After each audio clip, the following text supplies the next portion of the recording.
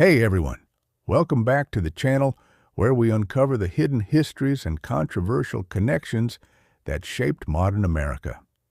Today, we're diving deep into a tangled web of intrigue involving George H.W. Bush's time with the CIA, his alleged ties to Mena, Arkansas, and the shadowy world of narcotics and guns trafficking. We'll also explore Bill Clinton's role as governor of Arkansas during this era. This is a highly debated topic, blending official records, investigative journalism, and conspiracy theories. I'll walk you through a detailed timeline, drawing from sources like the book The Boys on the Tracks by Mara Leverett and the inspirations behind the film American Made. Buckle up. This is going to be a wild ride, and I'll make sure we cover every key detail without skipping a beat. Let's start with the pre-1970s era, setting the stage for Bush's early alleged CIA ties. Back in 1960 to 1961, George H.W. Bush is said to have begun working for the CIA using his oil business, Zapata Offshore Company, as a cover. This claim comes from a 1985 article in The Nation magazine citing intelligence sources. However, Bush denied any early involvement, and there are no official records to confirm it. Critics argue this could have laid the groundwork for later covert operations in Latin America. Fast forward to the 1970s, where things start heating up. In 1975, Barry Seal, a pilot who would become central to this story, begins smuggling marijuana from Mexico, as detailed in his real-life timeline that's depicted in American Made and Del Hahn's book Smuggler's End. Seal later escalates to cocaine for the Medellin cartel. From January 1976 to January 1977, Bush officially serves as CIA director under President Gerald Ford, the shortest tenure in history, lasting just under a year. He focused on rebuilding the agency's morale after Watergate and Vietnam, and reversed some reforms on CIA practices. Unproven allegations link this period to early planning for operations in Latin America, including support for right-wing regimes through Operation Condor. Meanwhile, in 1978, Bill Clinton is elected governor of Arkansas for his first term from 1979 to 1981. Around this time, Seal shifts fully into cocaine smuggling, flying massive loads into the U.S. Now, entering the early 1980s, when Mena, Arkansas, allegedly becomes a hotspot amid the buildup to the Iran-Contra scandal. In 1980, Clinton loses re-election but bounces back in 1982, serving as governor from 1983 to 1992. Arkansas is claimed to turn into a major hub for drug smuggling, with Seal reportedly using Mena Intermountain Municipal Airport to import between $3 and $5 billion worth of cocaine, linked to the Iran-Contra affair.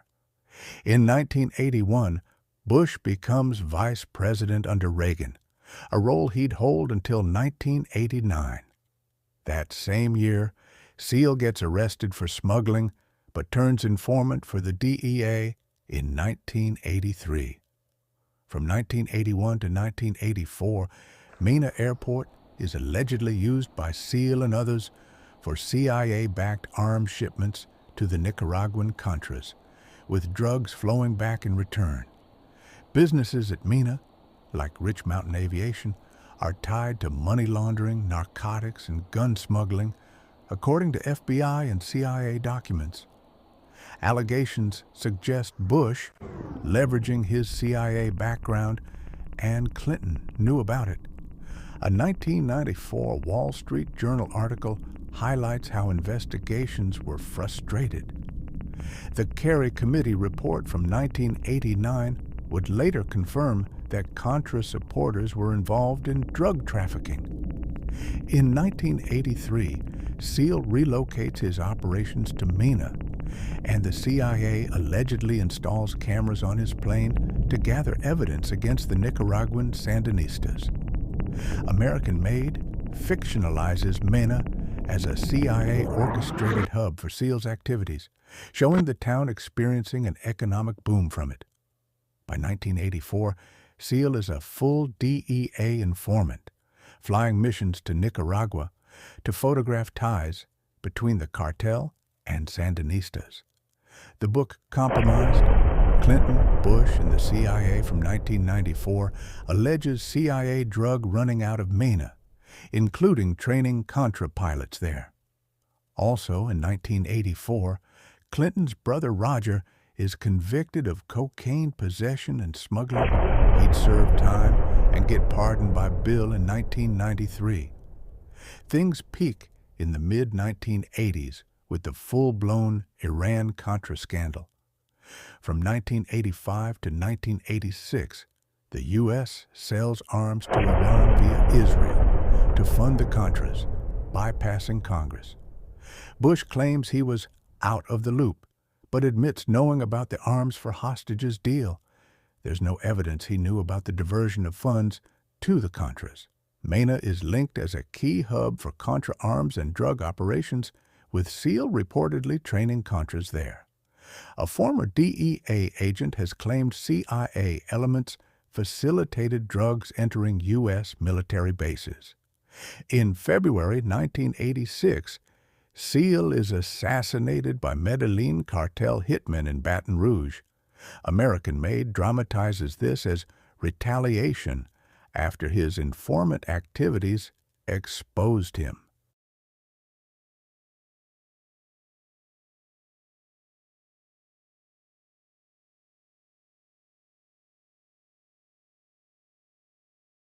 Then, in 1987, we have the tragic deaths of teenagers Don Henry, 16, and Kevin Ives, 17, found on railroad tracks near Alexander, Arkansas. Initially ruled an accident, they were supposedly high on marijuana and hit by a train. Later autopsies revealed they were likely murdered, with evidence of stabbings and beatings.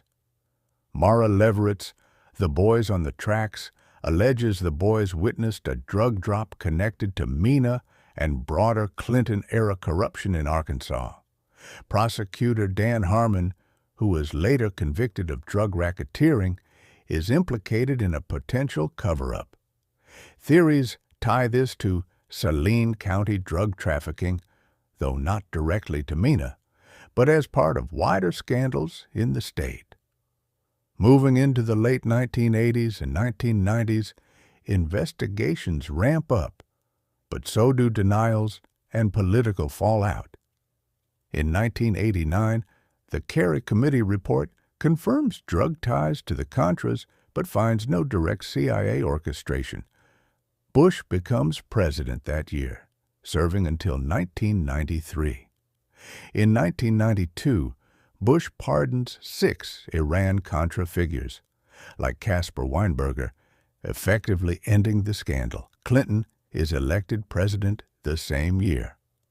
From 1994 to 1996, the Clinton Chronicles video and Wall Street Journal articles revive Mena allegations, claiming CIA-backed gun, drug, and money laundering operations under Reagan, Bush, and Clinton.